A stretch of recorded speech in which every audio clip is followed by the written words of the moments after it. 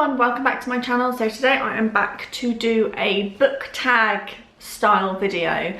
I was watching, I think her channel is called A Dash of Ash. She's an American YouTuber. I was watching her this morning and she did like a mid-year book freak out tag thing. I was watching it and I was like, oh, I really want to do that for my channel. So that is what this is. It's basically, I've got all the questions written down and I've got my stack of books. It's basically sort of seeing where you're at halfway through the year, reflecting on half of the year that's just gone and then the year to come, and just sort of discussing thoughts. So I've never done anything like it before and I thought I'd really like to do it. So question number one is, what is the best book you've read so far in 2021? So first of all, let me just tell you how many books I've read. So my goal for the year was to read 21. I wanted to do 21 in 21. I can't remember what my goal was last year. It wasn't a lot because obviously I knew that I would be busy with having a baby. And again this year I didn't want to set myself like a massive target. Previously I've done 40, 52, I think I've done 30. So this year I knew I would hit 21. But I didn't know how long it would take me. So currently when filming it's the middle of June and I'm currently 9 books ahead of my schedule. I'm on 18 books of 21, about to finish that. So I'm about to be on 19 books. There are a couple as well that I have read and DNF'd and not got on this list as well. So I'm doing really well. I reckon I'm on track to do 40 books. I don't think I will, but I'll be really happy if I can do 30. Anyway, first question, like I said, was what's the best book you've read so far in 2021? It was actually the first book I read this year, and I don't think it's going to be, let me push my stack over. I don't think it's going to be any surprise to anyone that this has been my favourite book of the year so far.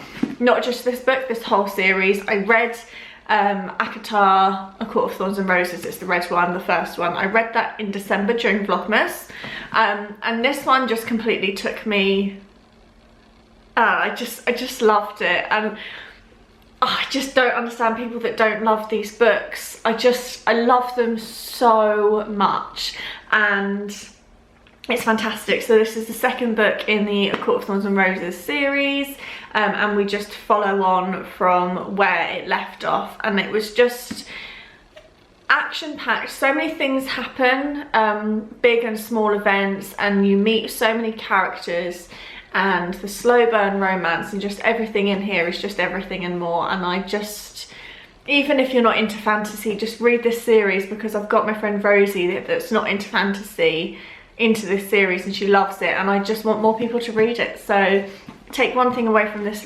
video, read this series. So that's my favourite book that I've read so far in 2021. Question number 2 is the best sequel you have read so far in 2021. Now if I was going to double up, I would say this, because this was a fantastic sequel. It's better than the first and better than the third. I absolutely love this one, but I'm trying not to double up. So I'm going to say this one because I think this is the only other sequel that I've read. Like I said, I've only read 18 books. So it's quite hard to pick, but I loved being back in this series. So I read this, I think it was either February or March time, and again the cover is awful. I can't get over how bad these covers are, but this is the spin-off series from Vampire Academy. It's called Bloodlines, and this is the Golden Lily, which is book 2. There's 6 books in this series. I'm currently working my way through the Indigo Spell, which is book 3. And I just loved being back in the world with the vampires and with Sydney, who's an alchemist who like helps. She's like the middle person. She's human with special abilities and she helps like oversee things with vampires. And it's not like vampires in a cringy way like Twilight. I feel like Twilight really ruined like the perception that vampires have, and it's not like that at all. And I love this series. It's really old. And I'm just really happy to be back in the world. 2012 this is. Wow, this is 9 years old. And I love it, and you know what, it's aged quite well, and I'm just really enjoying being back in that world. Number 3 is one that I don't know the answer to, and that is a new release you've been wanting to get to but haven't yet. I'm gonna say Carol Matthews' Sea Days and Something Breezes. It's blue. It's not a new release. It came out last year in hardback, and I don't read hardback books, so I still need to read it, and it's just been printed in paperback. So that is a new release for me that I want to read. There are a couple more, but I've got them later on in the list. But I don't really follow releases because I don't read things as soon as they come out. Like, if I'm reading a series, I quite like to wait until I've got the whole series so I can binge it. It's just the way I like to do things. So that's the only one I can currently think of. So that question leads me on to my next one, which is number 4, and that is, what is your most anticipated release for the second half of the year? And this comes out on the 24th of June, and that is Page Toon's, I want to say it's called Someone I Used to Know. Hang on, let me just confirm that. Page Toon. Yes, I'm right. I'll put it on screen. It's purple. I'm really excited to have a purple Page Toon on my shelf. If you're new to my videos and you haven't really watched a lot of my book content, then you won't know that Page Toon is one of my favourite authors. She's just fantastic. And if I'm being perfectly honest, nothing has hit my heart in the same way that 5 Years From Now did. That's my all-time favourite Page Toon book. I don't know what it was about that read. It was just something else, and every year I'm like, oh, I really hope this next one hits it, and it hasn't, but I'm really hopeful for this one. I can't wait for it to come out. I keep going to Tesco's because sometimes supermarkets put the books out early. I've seen it all over Instagram. People on like book Instagram have received copies in the post early, or they've found it in the shops, and I haven't found it yet, so fingers crossed I'll get it soon. I can't wait to read it. We're doing like a spoilery thoughts reading vlog whilst I read it. One, because it's going to be my book club pick with Jess for July. If you want to get involved with that, I think this video will go up before then, or sort of at the start of July. So if you want to get involved in the book club reads with me over on my Instagram, then that is going to be the pick, and I can't wait to read it.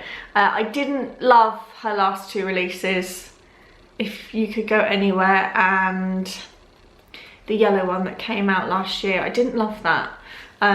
Hopefully I'll love this one. Next question is, biggest disappointment of 2021 so far? So this was actually my book club pick for this month. Wow, has it really been? Was it June? No, it wasn't. Sorry, it wasn't. It was May. And that is this one. And it's really put me off reading more of her books. So normally my new sort of format is that I read a book, discuss it over on my book club Instagram, and then also do a wrap-up video here as well. So then people that are on Instagram want to like hear more of my thoughts, I've got it documented. I couldn't read this. I couldn't finish it. I had to DNF it, and I never DNF books. And I'm really glad I did, because this book put me in a massive slump. I don't know. I'm really gutted that I didn't get on with it. I got halfway through. It just felt quite surface level, because there were so many different characters. I think we were reading from like 4 or 5 POVs, and because there were so many POVs, you couldn't get too deep with the characters, even though some of the topics were quite deep and quite traumatic. It felt really forced and not genuine, and I just really didn't like the book. I really didn't like it at all, and it makes me sad because the Lucy Diamonds that I have read I really enjoyed. I don't know, I just didn't rate it, and I'm gutted because it's really put me off reading any more of her stuff, because I do know that Lucy writes from a lot of women's POVs, and I don't know. I really did like the fact, I don't know, I can't even get my words out. I'm quite happy to give this book to charity. That's how much I didn't like it, and I'm a collector of Lucy Diamond, and I let me know if you've read it and what your thoughts were. I just thought it was really, really boring. I don't know whether I'm not too young for it, but I don't know if I was, say, like in my mid-40s, not saying that you have to be a certain age to read a book, maybe it would have affected me more. And again, I think maybe because I'm sort of changing up my genres now and I'm really into like reading YA fantasy and all of that sort of stuff that's got a lot of action and a lot of things going, whereas this to me didn't, and I found it really boring. But maybe if I was just into chick lit and contemporary and romance, then I would really like this, but it just wasn't for me, and I was gutted because it put me in a slump for like 3 weeks, and that's not good for me. Here's number 6 is the biggest surprise you have read for 2021 so far, and that for me was Truly Devious by Maureen Johnson. I loved this book so much. It was one that I've seen going around on BookTube for a really long time, and I didn't think it would be for me because I don't really read historical, I don't really read like murder, mystery, crime, I don't read any of that, but I do read YA. I think I saw it on my Libby app and I was like, you know what, fuck it, I'm gonna give it a go, and I devoured it and I read it in like 2 or 3 days and I loved it so much. I can feel a sneeze coming on. And so it basically follows this main girl called Stevie, and she goes to this academy where, I can't remember how many years ago, I want to say it was in the 20s, like murder happened and there was a note left from a person called Truly Devious, who was the person that committed the crime. And you see it flips back and forth, so we are in present day with Stevie going to the academy and making friends and trying to figure out like what happened all those years ago, and then we then flip back to when it happened and the people that are around in the house and in the grounds of the academy when it was being built, and we see them going through like the trials and tribulations of like receiving the letter and demands and finding out about the crime and things like that. And it was just really, really captivating. I've got book 2 on my Kindle and I really want to read that soon. I don't know when, but I want to get back into the story because I absolutely loved it and I can't wait to see where it goes. Question number 7 is favourite new author that you have either read or discovered in 2021. So she's not a new author, but she is for me, and this is book 3, so you have to excuse that, and that is Jennifer L Armentrout. I don't know how to word it. I don't think she's like the best of the best. Like for me, the best of the best is Sarah, and it's really hard to find series that like this. It's really, I can't word it. You know, like when you read a series and it's like books, like when I got into reading years ago, like for the second time when I was like late teens, it was like books like Hunger Games. You always want to try and find things that are similar to ones that you love. So it's really hard to like compare the two because there is no comparison. Sarah's on top. However, if you want like an addictive series to read, then I really recommend Jennifer's books, which is the Of Blood and Ash series. So it's a 3-book series. They are big books. They're like 600 to 700 pages each. This is a trilogy. This is book 3. And then there's also a spin-off prequel to this series that's coming out in October. She churns out books really quickly. She churns out like 2 or 3 a year, which is great. However, her writing isn't great. She's captivating, and my battery's flashing, damn it. And the books are addictive, which is why I love them and which is why I like her writing. But she also does info dumpy stuff, which I don't like. But I can see past that and just get on board with this, and I really enjoy it, and I really enjoy her writing. There are so many other authors that I could put in this, but I wanted to sort of branch out and pick someone else. So have a look at, I would say look at her newer stuff as opposed to her older stuff. Haven't looked into anything else, so if you've got any recommendations, leave them below if you have read her stuff.